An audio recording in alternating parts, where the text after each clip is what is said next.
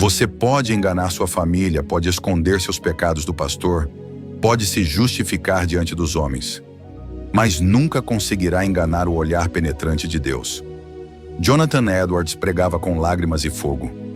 O pecado não é apenas um deslize humano, mas uma afronta direta contra a santidade do Criador. E todo pecado, pequeno ou grande, atrai a sua ira. A ira de Deus não é um mito, não é uma metáfora, não é um exagero. É uma realidade tão real quanto o amor, tão santa quanto a graça, tão eterna quanto o próprio Deus. Escreva nos comentários: Senhor, livra-me do pecado que atrai a tua ira. Edwards lembrava que Deus não é apenas amor, Ele é santidade absoluta.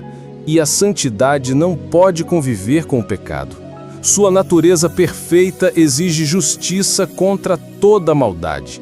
Enquanto os homens aprendem a conviver com a mentira, com a corrupção, com a impureza, o céu a odeia com todas as forças.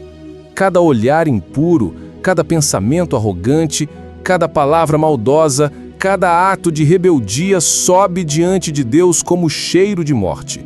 Ele dizia: enquanto o mundo se acostuma ao pecado, o céu o abomina.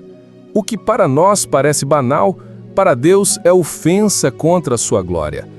Para Edwards, o pecado não era apenas um erro ou uma falha de caráter, era rebelião contra o trono do universo. É a criatura levantando o punho contra o Criador. E porque Deus é infinito em majestade, toda ofensa contra ele se torna infinita em gravidade. Um único pecado basta para nos separar eternamente da presença dele.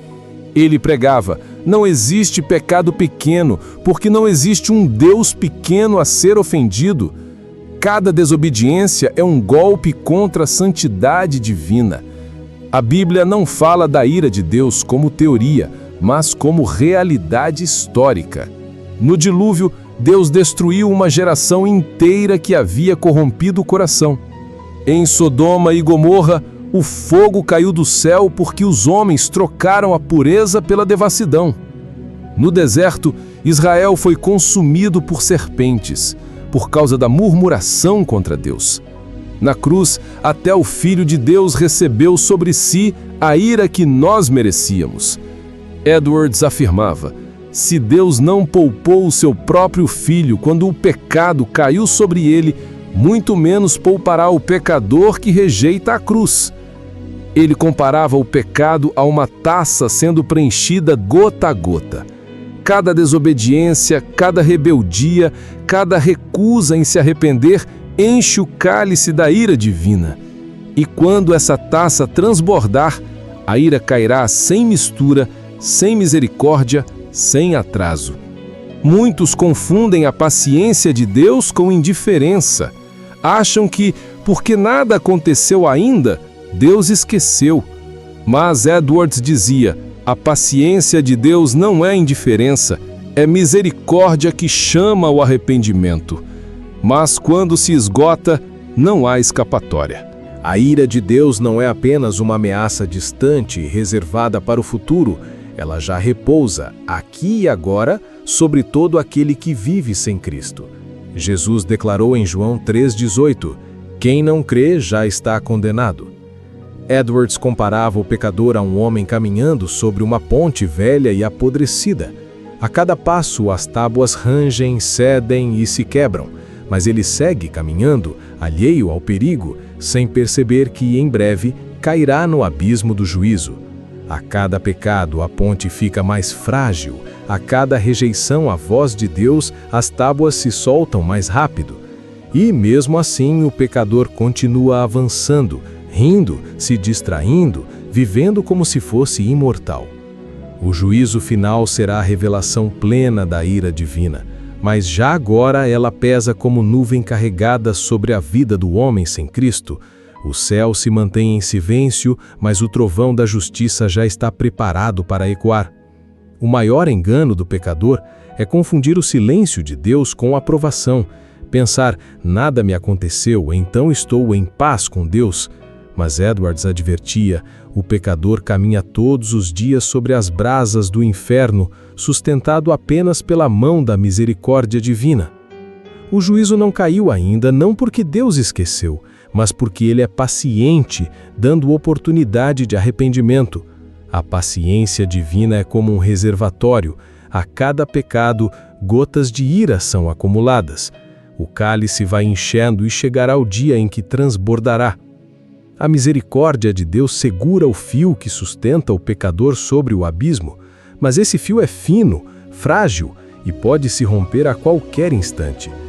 Um acidente, uma doença repentina, um último suspiro, e aquele que zombou da eternidade se verá diante do juízo sem apelação. Cada dia sem arrependimento é mais um passo em direção ao precipício, e no momento em que a oportunidade passar, não haverá volta, não haverá recurso, não haverá mais graça. O inferno não é metáfora, não é figura de linguagem, não é invenção da igreja, é a consumação da ira de Deus contra o pecado, a realidade eterna daqueles que rejeitam a cruz.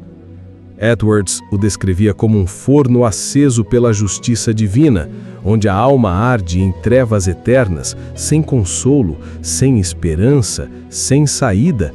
É o lugar onde não há alívio, onde o fogo nunca se apaga e o verme nunca morre. O inferno não é apenas a ausência de Deus, é a presença da sua justiça sem mistura com misericórdia. Aqui na terra, até o pecador mais endurecido ainda experimenta raios da bondade divina, o sol que nasce, o ar que respira, a oportunidade de viver. Mas no inferno não haverá nada disso, somente a lembrança eterna da oportunidade perdida e a consciência de que não há mais retorno. Se o céu é alegria sem fim, o inferno é tormento sem fim. Se a graça é o abraço eterno de Deus, o inferno é a rejeição eterna de sua face. Mas Edwards não pregava apenas a ira, ele pregava a esperança. A cruz é o lugar onde a ira de Deus e o amor de Deus se encontraram. Na cruz, Cristo bebeu até a última gota do cálice da ira para que nós pudéssemos beber da taça da graça. O juízo que deveria cair sobre nós, caiu sobre ele. O castigo que nos traria condenação, caiu sobre o Cordeiro e por suas pisaduras fomos sarados. O Calvário é a prova suprema de que Deus odeia o pecado, mas ama o pecador. Ali a justiça não foi anulada, foi satisfeita. Ali o amor não foi ignorado, foi exaltado. A cruz é o único refúgio contra a ira que vem. Quem se esconde em Cristo encontra abrigo, perdão e reconciliação. Quem o rejeita permanece exposto, nu diante da justiça que não falha. Edwards pregava no século XVIII, mas sua mensagem ecoa com ainda mais urgência hoje. Vivemos em uma geração que zomba da eternidade, que ri do pecado e que transforma a ira de Deus em piada. É uma geração que enche templos com música e luzes, mas não se curva em arrependimento diante da cruz.